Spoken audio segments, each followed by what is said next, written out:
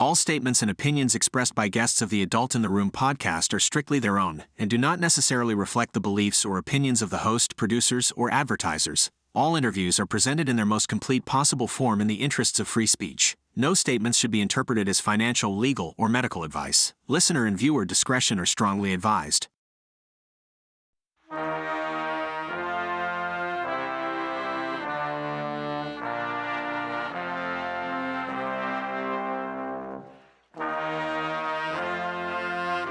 It's the Adult in the Room podcast with Victoria Taft. That's me. Happy 4th of July. I've got a special Independence Day edition of the Adult in the Room podcast. And I've got two Cubans. One's a Cuban American. One's not quite there yet, I don't think. And the reason that we have them on this special edition of the Adult in the Room podcast is because it is Independence Day. And I think Americans in some cases have forgotten what it means to be a free people. And these people know. And so Yoel and Mari are, Mari, right? Yes. Yeah, are more than two Cuban emigres. In the last 2 years, the two have been experiencing freedom and plenty for the very first time through the eyes of Yoel. Mari has been here for years.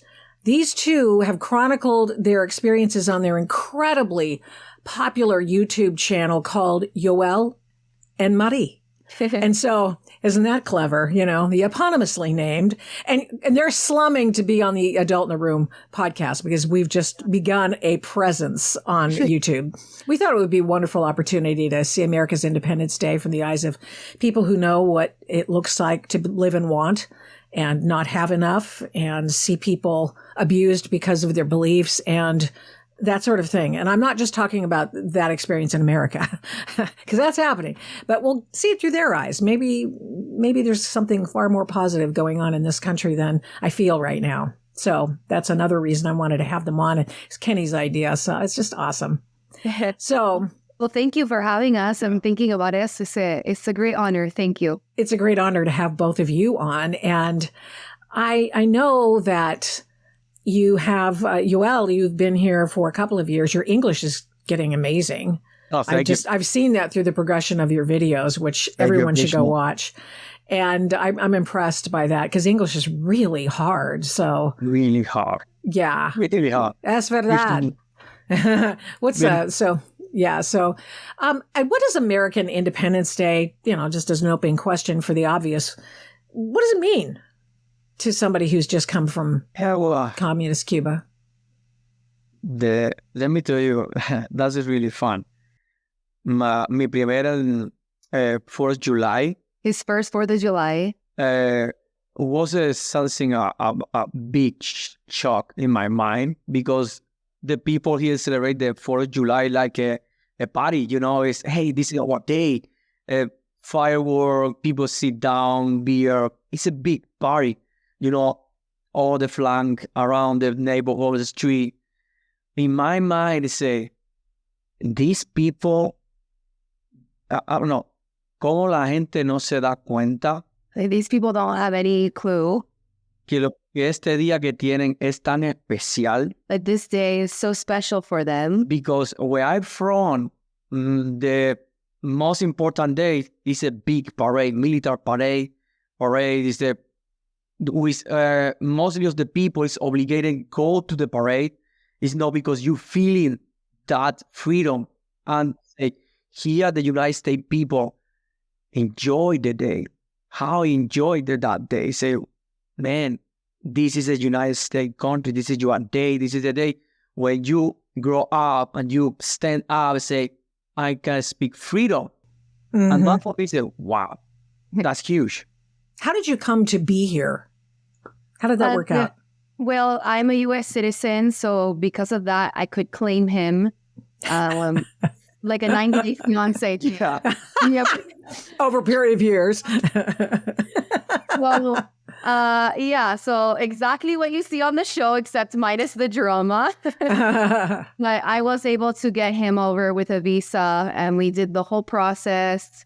We did an interview at the embassy in Guyana, actually, not in Cuba. We had to go to Guyana. Mm-hmm. And they approved him, and here he is. So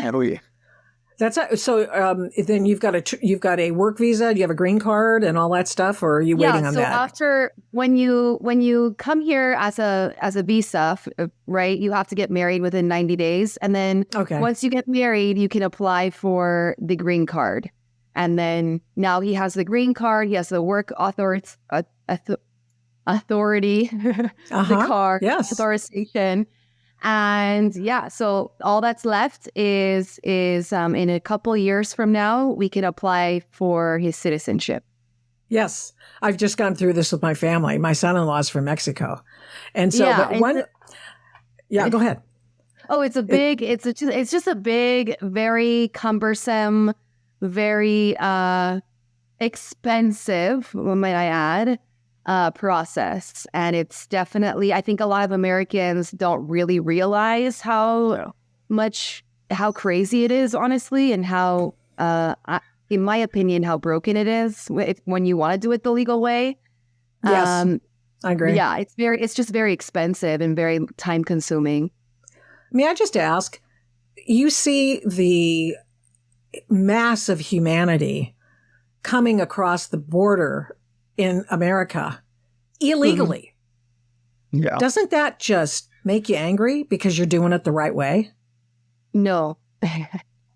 No, it doesn't, because I think what a lot of Americans don't understand, like taking the politics out of it, and this is just my opinion, we can disagree. I think going through this process, I have realized that there are very few options for immigrants to come here legally and to do that paperwork legally. And there's this whole narrative like, well, there's a line. Well, that line doesn't exist for most people who are crossing, including Yoel, if he didn't know me. If he didn't know me, he would be one of those people on the border, because there's no way. And that's why I would love for the immigration system to be fixed so that those people have a chance to legally do it the right way. But as it stands now, I mean, if you don't know a U.S. citizen, you're not rich or you're not educated, there's no way for you to file for any kind of visa. So no, does it make you angry? No, in my opinion, always talking to many of my friends, many immigrant people, it's good people, saying God is good people. That's why I want the United States to understand, hey, you need to checking what people want in your dream, what people is good for because it is my country too now. That's my feeling. Whatever people say, what American people hate it, say, this is my country now. I defended this country because in these 2 years, this country showed me how great is the United States. I know we have many hard, difficult, many hard, bad situation. That's normal. Many countries have that. But in these 2 years, for me, I'm open my eyes. I open my mind. I say, wow, this is United States. When I saw many American people feel guilty, so sorry for repeat that word. For me, it's sad. I said, why you feel guilty? Mm-hmm. Why? How many people wanted your freedom? You can go to the street talking bad word, whatever people you wanted. For example, the president, and nothing happened. You can continue your job normally. You continue your business normally. You could wake up with a good breakfast, whatever you want. There you are possibility because that depends your job, because that's our life, working for good education or good food, good staff, resources. That's United States provide you because you have that possibility, and that's my country not have it. See, the thing is that you're saying you have that possibility and you're willing to work for it. And indeed, you got a job recently, or at least how long ago has it been since you've gotten that job that with the UPS? Yes, I didn't know if you wanted to mention that. What's the deal there? Okay, that's fine. Well, actually, it was a seasonal job. Seasonal job. Oh, okay. UPS. Yeah. Asked him. Yes. Yeah, that's a whole big drama. But it's normal. I understand. But I coming with the season. I understand. I don't want to use my my I don't know, YouTube channel for, hey, give me the job. No, I normal people. I equal with everyone. I don't care. But I in Well, good six, for you though. I mean, you're out there. You're looking for, you know, you had a job. He has And that another means- job now, but Oh, excellent. Oh, excellent. He's made that place. For me, was a shock today. This is funny. The people around me say, "Hey, come here," because we have a meeting, a little party. Because one of the girls inside, he was graduating in some class, and for me, he said, "Wow, you have a meeting for this?" He said, "Yeah, we enjoy all the teamwork, the co-worker, and enjoy eat the case." And for wow. You can do that in Cuba. In dreams, you can do that. What is it like to have a job in Cuba? Did you have a job, or does everyone get assigned a job? Who pays you? What happens? You know, I was a professor. I was a teacher in Cuba for 10 years and changed another job. Let me tell you, it's really hard. It's really hard. For example, when the vacation coming, you can go, no puedes ir a ninguna parte. you can't go anywhere because you don't You're not get money. money to go anywhere. Because How much did you make a month? 12. That was my first check. $12. 12. It's 1 and 2. That's it. Nothing more. And can you imagine $12 if you have a girlfriend, you have a daughter, or you have a family, or you want to go to the beach, or like here, when I see the American people go to the lake, Powell, go to the river, go to the bars, oh my God. And these people have that minuscule thing for me is amazing. It's amazing. Mm-hmm. You are Leisure. yeah. For go there, simple question. I don't want to go to the best hotel. I want to go to something different. I never have it. You know, for example, that I was a professor 10 years and nothing. In 10 years, I want to have nothing. Only one parachute, only one pair of jeans, 2 teacher. It's hard. I tell you the truth because it's hard. So I saw a video of one of yours, Abuela. And so that was your grandmother? Yes. Who escaped, I guess, Yes. from Cuba. And she talked about what life was like there. Would you give us a snapshot of what she had to say? You know, my grandma's 101. She's going to be 102 soon. Wow. So she has seen a lot of history. Yeah. I think she grew up, in a very remote town, very poor, very, very poor. Yeah. Chinos. And little by little, she was able to climb up socially, right? So there was social mobility in Cuba before Castro came. Obviously there was still poor people. There was still, income inequality, all of that. But she was able to progress, right? I mean, nothing crazy. She wasn't rich or anything, but she was, ended up being middle class. And I think, that kind of mirrors I feel like that's kind of what's mirroring what's happening today in our culture, where, if you know anything about the Cuban Revolution and what happened, Fidel came in with this promise of social justice, social inequality. Gee, I've heard that before. Instead of social justice, it's now equity. And, I think a lot of people were kind of fired, they had a reason to be behind Fidel. And he gained popularity and he was able to do the revolution. But, of course, as we all know, the socialism doesn't work. And the decline of Cuba's economy was so drastic. Cuba was the richest country in Latin America, the first country to have a radio station, the first country to have TVs, the first country to have public electricity. You just see it. You just think, what could have been now, if Oh, yeah. kept going.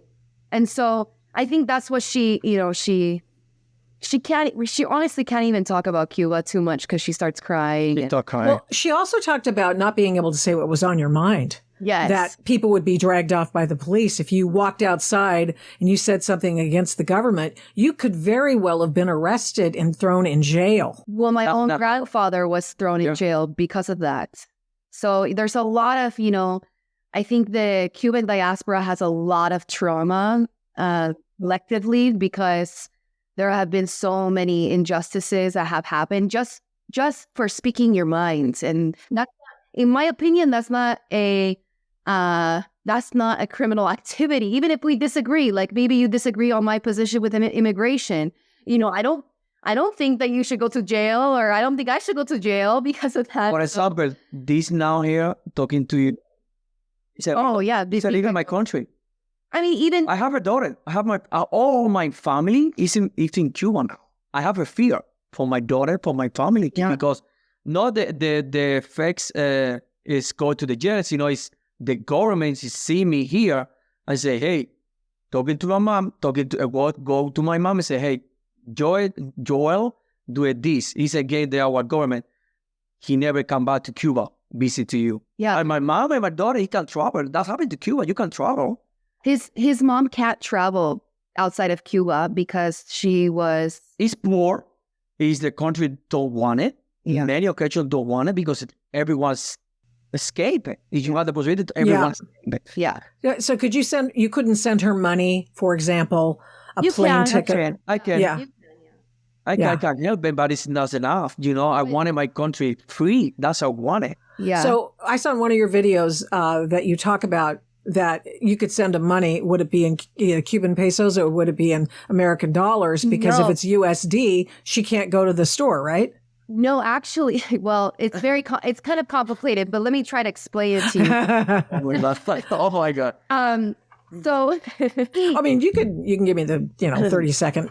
I'll give you 30 seconds. So, about 2 years ago, the Cuban government introduced USD into the economy, and they kind of phased out the Cuban convertible pesos. There were two systems in Cuba. Oh yeah, just like China used to have. China used to have two. And so yeah. Okay. They phased out one, and then they brought in USD, and so they actually separated markets between people with USD and then Cuban pesos. Mm-hmm. And of course, the markets with USD has more things. Mm-hmm. And the only way to get USD is if somebody on the outside sends it to your card. You have to it's like a debit card. And the guilty is because the United States government always this change. For example, they blame the US. They blame United States embargo. It's just 2 years now, and 2 months ago, the Cubans say, "Hey, we need to come back we needed the dollar now in our bank because the embargo." Everything is because of the embargo. Oh, because of the embargo. Yeah. Well, yes, Russia just can't pay your bills anymore, so that's why. Yeah. They were very quiet during the Soviet Union, but now everything is the embargo. Yes, right. That's pretty funny. So I thought Barack Obama ended that or something like that. I have no idea. No, not officially. No. Oh, okay. Oh, he just talked about it. Okay. Yeah. So you've spent the last 2 years, Yoel, going and experiencing things for the very first time in America. How were those first few steps of it was off the plane, right? You came off the plane. First of all, I want to know how you experienced it. I want to know not just how you experienced it, but we experience things through different things. When you finally got outside, not an airport's not really a great spot to describe things, but I want to know what it felt like to not be maybe spied on and what it felt like to be here. And what it smelled like, because we experience smells too. Can I tell you the truth? Como se dice mareado? Dizzy. He was dizzy. I was dizzy. In good way. Because it was a lot of information into my eyes, go to my brain. Literally, it was this. But when you go to the car, for example, when you Marisa driver, I look to the left side, but in my mind I say, hey, the right side. I need to see the right side. What happened that my right side say, no, impossible. I need to see the left side. And that's moving, color, form, building, food. Was so crazy for me. She said, the end of the day, say, come on, let's go. I said, babe, I can go. I can process every information. I can process all because I'm blow out my mind. Because I can do it. That's happened to my friend. She don't understand. She understands second time with friend coming. My friend say, hey, Joe, I'm dizzy, bro.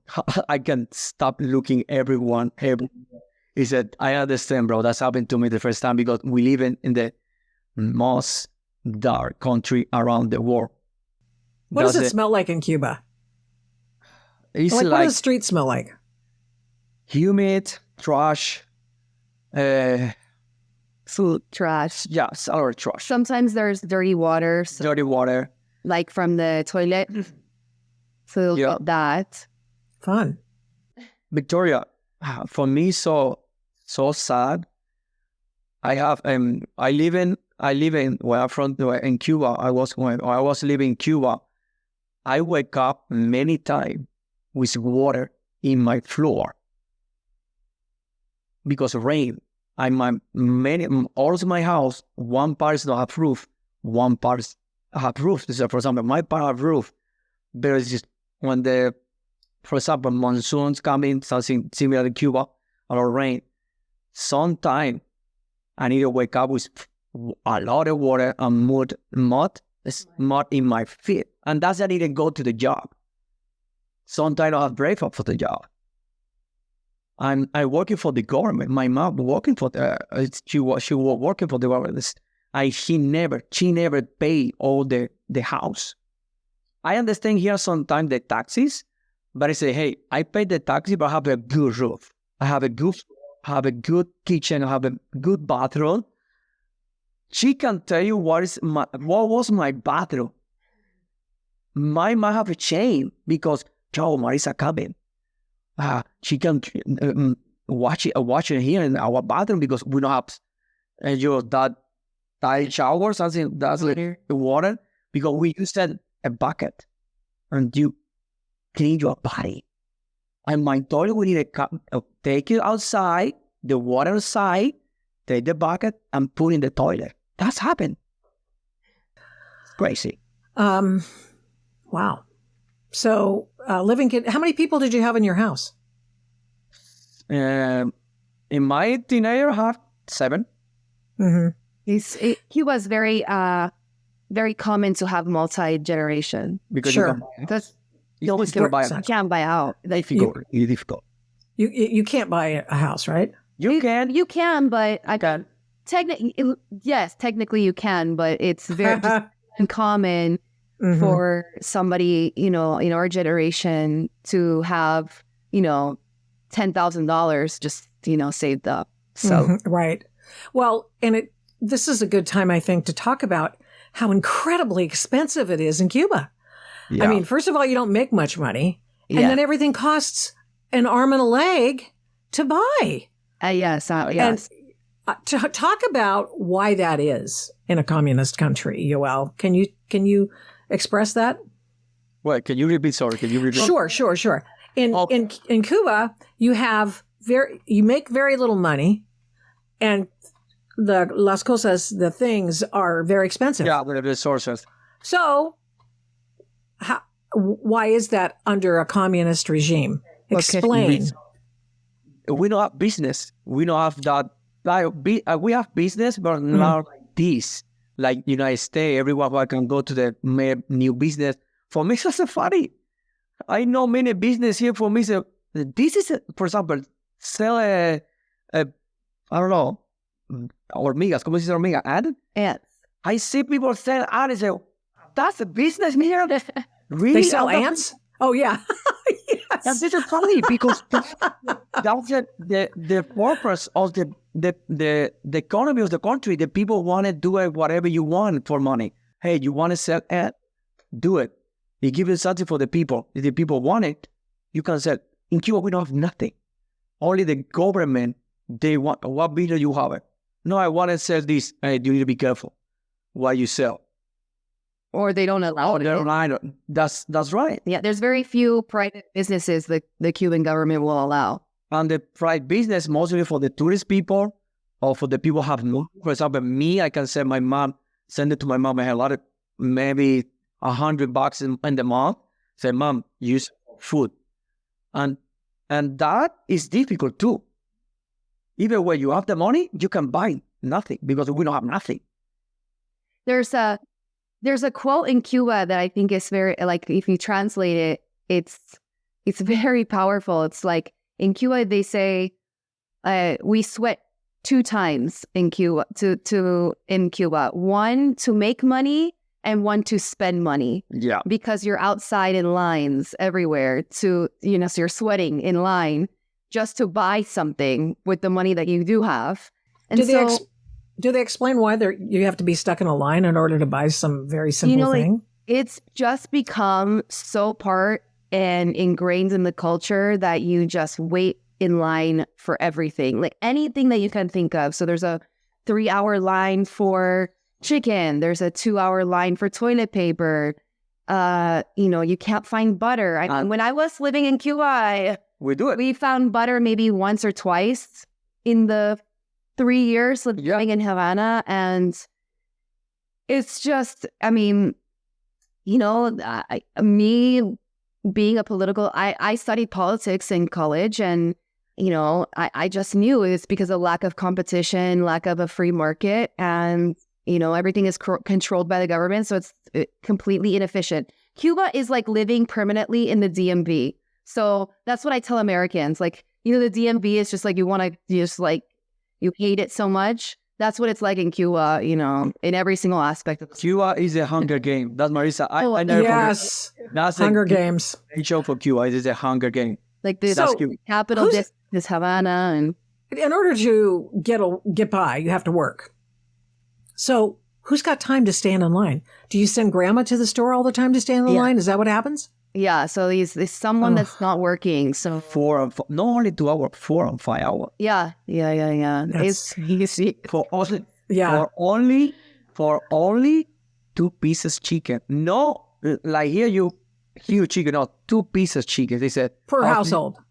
Yeah, something like that. So grandma can go stand in line. Can she have her auntie standing in the line also, and each of them get 2 pieces of chicken? Yeah. Oh, brother! They stay there. No, you're talking about the ration. The ration, yeah. I took it to a ration. The 2 hour, 3 hour for ¿cómo se dice? Muslo contra muslo. Yeah, per ration. So there's the ration book, and then you can buy a separately. So separately is, you'll wait in line for 4 or 5 hours, but then the rations, they only give you 2 pieces of chicken per family. And that's a whole, it's a lot of respect. It's like, 4 people get 2 pieces of chicken, and then you get 1 bread per day. You get 6 eggs a month. You get some like cooking oil, maybe this much of cooking oil. Oh my God, the oil. Yeah. What kind of oil is it anyway? Like canola or like I don't know. The flour. Yeah. The flour. Mm-hmm. But wow. Okay, so you have rationed food, and you can buy a little extra if you've got the money, but you also have to have somebody to stand in line for you. Yes. So that sounds like a wonderful communist place. And so, well, now you're here. And how did you, what were you doing there, Mari? Why did you go to Havana? Well, because during the Obama administration, I was helping my family and some friends with their marketing. And I saw an opportunity to market to, the world of capitalism for the first time. And that's what we were doing. And then he opens a tourism business. And all for my family, most of all. It was local people, no government. Because no government. It was just his family doing all the tours for anybody who wanted to come and experience Cuba. And we took them to pretty outside of tourist places. And you got the real story. Yeah, we were not shy in telling them what was going on because I didn't want people to be delusioned with what was going on. I wanted people to know the truth. I want to put in the example. For example, we talk about the tourist business. The first time when we bring our tourist people, for example, American people to my daughter's house, it's a countryside, it's a farmer's house, it's a cigar house. They have fear. Say, hey, the tourist people here, I don't know. They were very The people have fear because the government checking you. Say, and there's who is in your house? There's people who are spying, listening to you, and then they report it. And why go there? Why the people go there? Yeah. Why you have money for eating? Or what happened that food you made? The little old ladies on the sweeping the streets, spying on everybody. Yeah. You know, and that's something I think Americans don't realize either, is that the Cuban intelligence system is one, if not the best intelligence in the world. And I think, you know, that's not because I'm Cuban and, you know, we're really bragging, but really, I think the Cuban intelligence is one of the best intelligence, by far better than the American. Yeah, there you go. And they're coming from... They know everything about you. They know everything about everyone. And so they're very, very, very talented and very good in that way. That way. Good spycraft, I guess. So, but they know everything about you two. Oh yeah. So, do you ever worry? Yeah, I mean, doing this content is, like he said earlier, we have a very high risk of them telling us, you know, at the airport, you're not allowed to come in. It hasn't just happened to, you know, it hasn't. We don't know because we haven't gone, but it's happened to many people. If it does happen to us, we're not the first and nor the last. I have friend is talking, for example, Facebook. Nobody see Facebook anymore in the United States, maybe. That's really all up. I have many friends when they posted in Facebook, again, the government, when that people travel to Cuba, or they travel to Cuba, the government follow him, say, hey, come on, let's go to the police station, we turn to you. Yeah. And the police station, if you don't have the citizen, or you know a citizen, man, bro, you have a bad situation. Because maybe the government say, second, we are, if you continue to do it, you can come in again. If you continue, we see you here, and in Cuba, we go to the jail. That's it. Simple. You and United States posted against the government, that's happened. Yeah. It's sad. Yeah. That's why you see 4th of July say, bro, look around you. These days for you, because this is a day of freedom. Mm-hmm. That's it. There are some people in this country who don't feel as free as we used to feel in this country because they're spying. I mean, there's all kinds of stuff. That's something that I have noticed since he's been here, really. Yeah. He touched on this earlier, but there's this American guilt. Mm-hmm. There's this, I think how do I put this? There's a privilege Olympics, like who's more privileged than who. And it's like a constant fight. Well, because I'm white, I'm more privileged. Or because I'm skinny, I'm more privileged. Right. Or because I'm pretty, there's pretty privilege and skinny privilege and white privilege and poor, rich privilege. I mean, there's so many different privileges now. Yes. And it's for some. Yeah. I mean, if you were to ask me 5 years ago if this country was, you know, there's like this cultural Marxism, I would have laughed at you and rolled my eyes. But now I'm seeing it much more prevalent, especially with the younger generation, is this, you know, the oppressed and the oppressor. And I just think the Americans, there is so much room to grow in this country. There's a lot of problems. There's a lot of areas we can fix, immigration, in my opinion, being one. But I mean, there are far worse countries in the world, and far, far, far worse countries on every topic, including gay rights and blacks and racism and all of that, than the United States. I mean, it's It's crazy. Crazy. There are a couple of things that, the old saw about socialism is great until you run out of other people's money. And I think I just came up with one on communism. Communism sounds good until you run out of victims. And these victim groups have, as you just listed off, you're going to run out pretty soon. And you know what's going to happen as a result? You're going to be like the teacher in Virginia, for example. And this is just in the news. And when they shut down all the schools and all the kids started failing and everybody started, just going backward in their education. And she said, well, the good thing is they're all equal. Yeah. Oh my gosh. Mm-hmm. Yeah. It's happening here. It's that mentality. Right. Now, how do you get out of a victim mentality? Of course. Is that a problem for you, or? That was a big problem for me because he made me. I believe in Fidel Castro. I said, many he is good, the country is bad, but he is good. And she told me, hey, be careful, look at this. And she showed me the reality, but the most boom was when I moved to Havana, to the capital, and walking around, I saw the different, that millionaire people, politician people, how live. Say, wow. Yeah. Can't believe it. There's them and then there's us. Yeah. I go back to my house with my mom. We live in the liar. Yes. Cuba is not my state. It's nothing, not another state. It's Havana. It's a capitalist country. Inside the communist politician. Everyone in there is corrupt people. Everyone wants the dollar. When you see the TV in Cuba, that's funny. In the Cuban TV, always, oh my God, that was a shock for me too. She told me, said, Joe, in the TV in the United States, we never talk about Cuba. I said, what?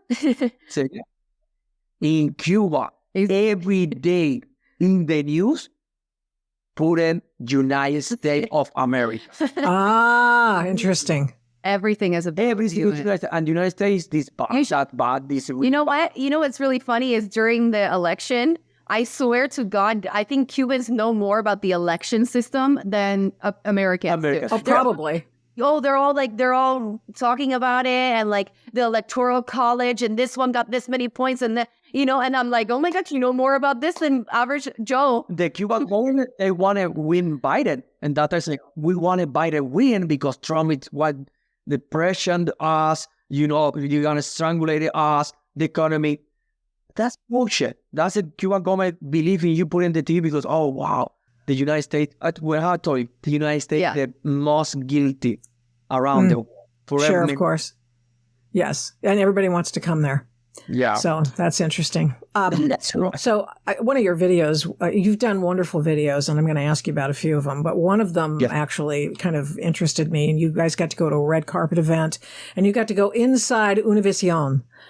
And, that's a huge broadcast facility and it's a Latin American broadcast facility. I don't need to tell you that. And most Spanish speakers know, but it's huge in Southern California where I've been for many, many years, spent a lot of time there as well. And you couldn't have that. Univision was forbidden in Cuba. Can you tell me a little bit about that experience of not, all you got was state-sponsored media, which kind of feels like the United States sometimes. Well, Univision was in Cuba in the black market. Very hidden. Okay. Yeah. Very, very hidden. How did that work? We have a TV market, black market. Black market. Oh, sure. There's no communism without the back door. Of course. Let's just be honest about it. In China, the same thing. Everybody's getting stuff off the back of somebody's truck if you've got the money. Okay, so tell me about that. How did you do that? Or should I give it away? In Cuba. How did you actually see Univision? Somebody has a satellite because Cuba. You can only do it in Havana because it's close enough to Miami. It's illegal. It's illegal. And so it's a satellite. Somebody brings a satellite in different parts and pieces, Cubans put it back together. If there's anything about Cubans, they know how to put this ingenuity, put it back together, and then they hide it underneath like a water tank or whatever. And then it signals. And then from there, people, it's one person's line, and then they divide it into multiple houses. And then you spend, I think it's, we never had it. We had a friend that had it, and I think it was $10 a month. And you have 4 satellite channels, and one of them being Univision. For me was funny because when I go to our friend's house and he put me the TV, say, bro, this is American TV. What are you doing? Say, Joe, I have this here, 10 channels. I said, what? 10 channels? That's a liar to you. You lied to me. He said, no, look at this. Fox News, Cartoon Network, movies. History Channel. Seriously?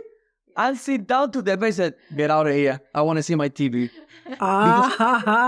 So that, I said, wow, that's amazing. How was it when the Oh, was great. That was great. You looked really nice. Are you afraid of getting fat from eating all that American food? That's a comment that people often say. Yeah. Because American food is plentiful and it's caloric. Okay. Tienen miedo que vas a engordar de la comida americana. Oh, yeah, I have fear. I'm not calling you fat because obviously you're not. He's constantly in a diet. I can't gain weight. I say, yeah, my mom, look at this. My mom said, you're skinny. Eat it. Because, when you're coming from Cuba, many of the people skinny. Say, Mom, I can do it. In 3 days here, you can put in a lot of weight, that's what English. A lot of calories there. I can do it, Mom, because I can breathe, I can walk. I respect the people, fat people. I respect that. I don't care whatever you want with your mouse or your. Yeah. But for me, I don't want it. I want to live. I want to walk. I want to breathe. I want to play sport. I wanted that. But here, I can do it because food for me it's a shock too. Right. So you are in Arizona, and your favorite team is the Red Sox. What's that about? Coming from Cuba. Thank you. But I also noticed that you had a St. Louis Cardinals hat on one of your videos as well. So I thought, maybe you're expanding. He just wears anything. Sure. Okay. I just thought maybe, a couple more things. What is your favorite kind of food in America now? The sushi. I love it. Yes, wow. We love one of your videos, and I urge everybody to go watch these videos because there's just a breath of fresh air. And you talked about getting fish in Cuba and how it was always on the black market. Yeah. But people could get it if some guy went out and jacked it, went out fishing or something. Isn't this amazing? I mean, we might have too much stuff in the United States of America, but I mean, so many selections, so many choices, but that's by design. That is a feature, not a bug. And you can choose. It's a beautiful thing. Like when I see Americans saying, we have too many, they complain about too many options. I'm like, are you out of your minds? Like, that is the beautiful thing. I think, I'm a huge proponent of capitalism, free markets, and I'm like, humanity is better because of free markets. And I mean, the fact that I can go into a supermarket and I can get a fish from, I don't know, the dead, Chile, right? Like, and it's, was caught a week ago. I mean, that's mind-blowing. I mean, Amazon, you can buy anything. How many items do they have on Amazon? You can buy anything on Amazon. It arrives to your door in a day. I mean, come on. Can you imagine our lives before, in caves and huts and stuff? I mean, it's amazing what the free market has been able to do to people and enrich our lives. And I'm like, in Cuba, there's no fish anywhere. No. And you have to buy it in the black market. Victoria, this is funny. Yesterday in the Cuban news, that's really fun. You're talking about the fish. For example, we're talking fish. The Cuban government say in TV, the Cuban population, they can eat a fish because around Cuba, the ocean don't have a fish. Don't have enough fish to feed people. Wow. Yeah.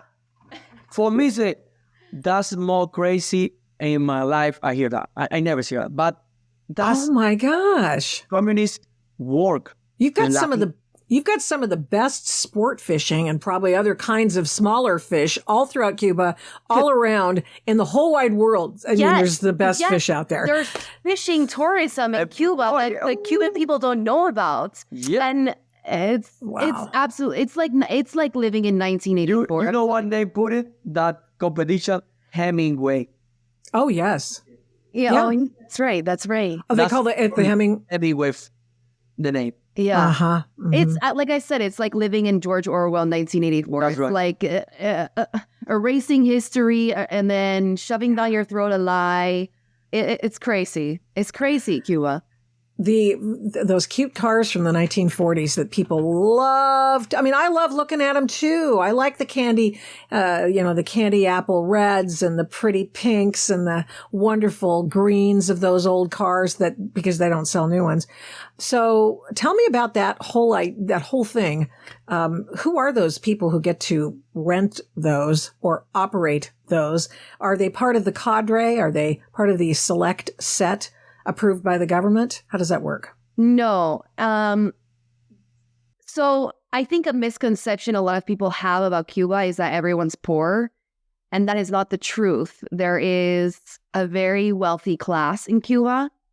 And I think that's something that Cuba obviously doesn't want to say, nor does Miami want to say.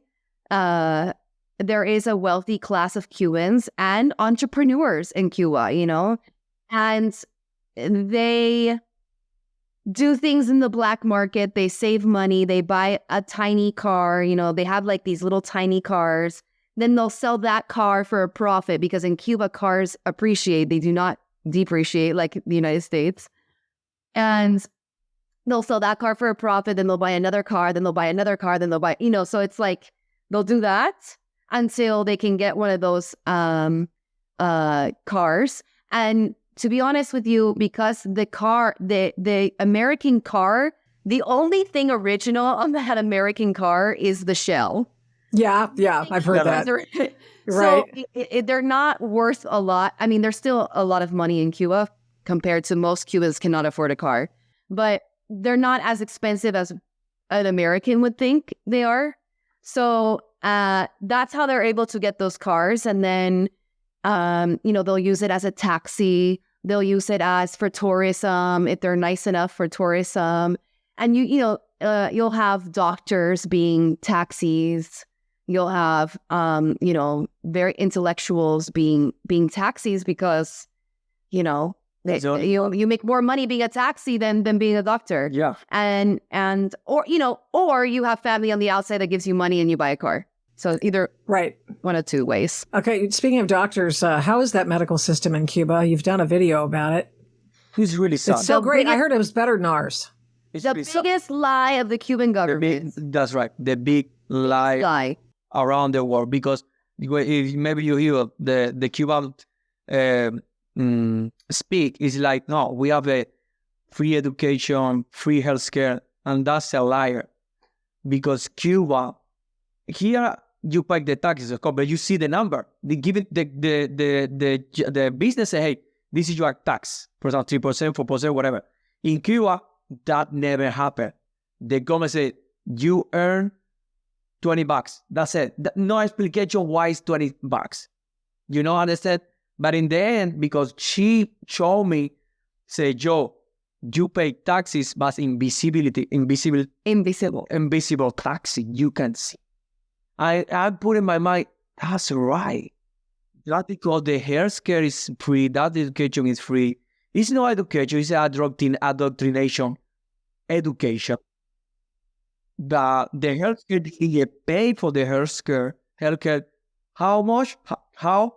You need to pay the doctor. For example, if you live in my state, for example, I hope nobody in my family wanted the close to die or big sick, if you need to go to the capital, in this case, many of the people need to travel to the capital.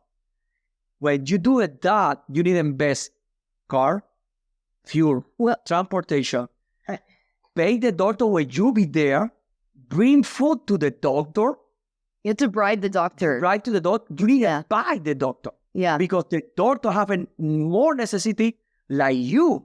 He said, hey, if you don't pay me, I am a doctor. Okay, I need another priority. Another people coming with the same stuff. I need a chicken. Yeah.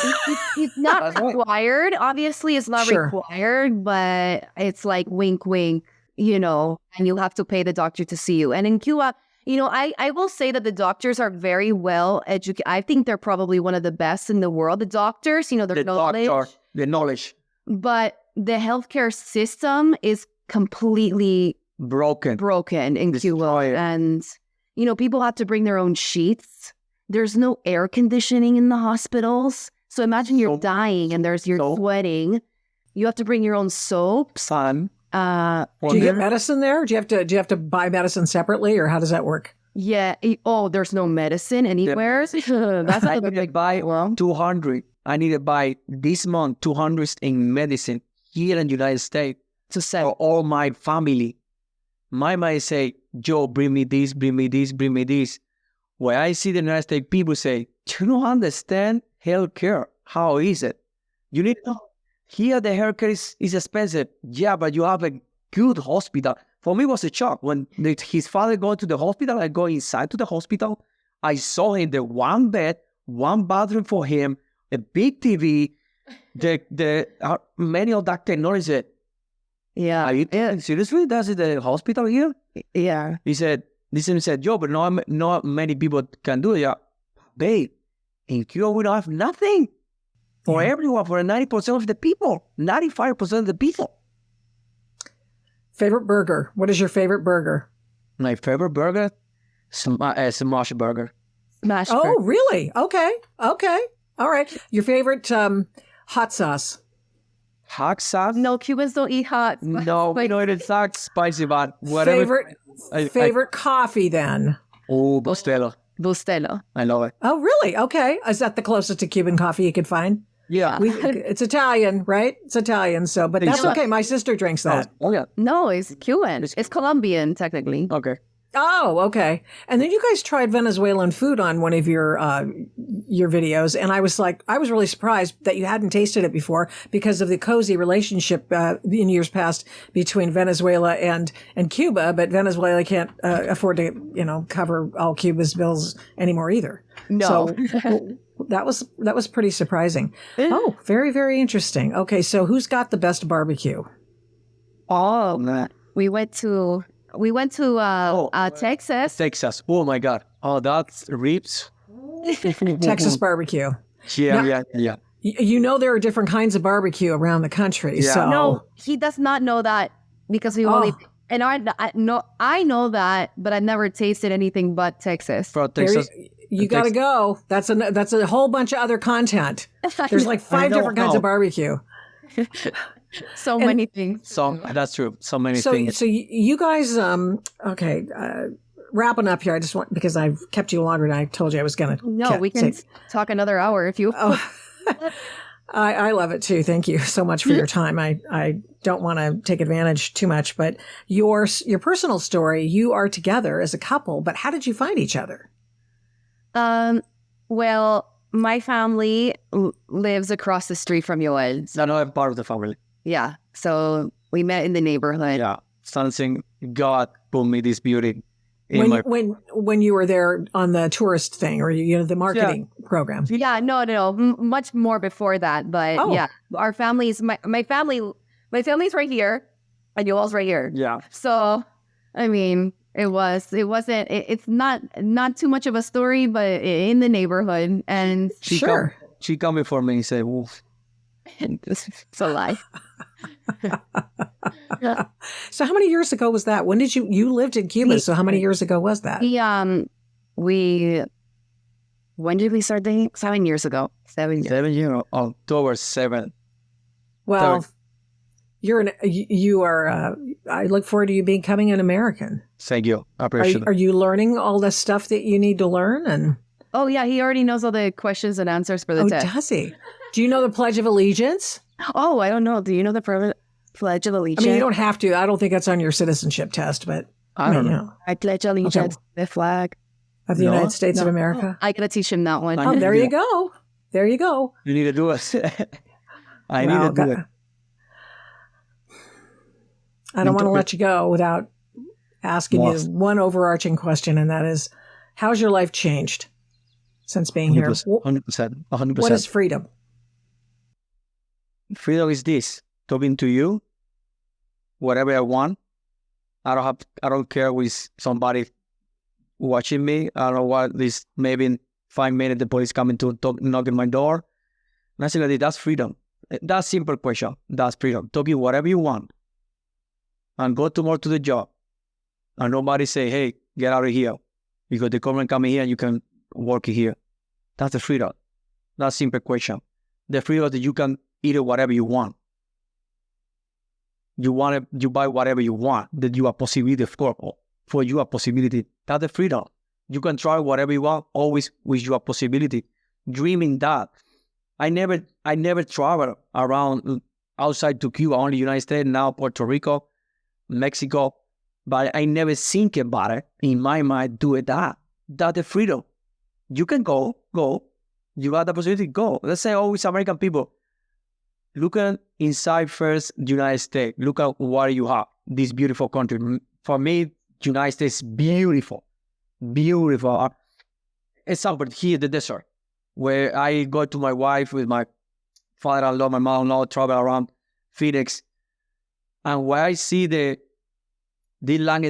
big landscape in the road, I say, wow, it's amazing. It's huge. And some people don't understand how you step by step, como que tierra tu pisa, something like that. What lands you're on. What land you on. This is you, man. This is American. This is for you. Living free, living health, living good, positive. That's it. Try to be positive. Whatever people around the United States talking to you, believe in what is the best for you. And the bad, throw away. You don't need it. You have this. Mm-hmm. I wish more people felt like you. Thank you. They gotta stop listening to the media. Well, right. That's right. I would say. Well, God bless you too. Keep in touch. You too. You too. Thank you so much. Thank you. Thanks for listening to this episode of the Adult in the Room podcast. To keep the programs you like to listen to, please rate this podcast with a fantastic 5 stars on your Apple Podcast app every time you listen. And give me a great review. Plus, of course, subscribe to the podcast. It makes a difference with the big tech algorithm and the big tech oligarchs, and it makes us easier to find. Please get in touch with me on all the big tech stuff. Yeah, we're still there. Using the names Victoria Taft or the Adult in the Room podcast on MeWe, Parler, Minds, Facebook, Twitter, and Instagram. Thanks to 1A Cast for imaging, editing, and production. The fantastic song is Gospel by the March 4th Band of Portland, Oregon. Music for Antifa versus Mike Strickland is Ride or Die by Raps by RC. The Adult in the Room podcast is also a production of Flamingo Road Studios. Remember, head up, heart out, and strive to be the adult in the room. Till next time, mischief managed.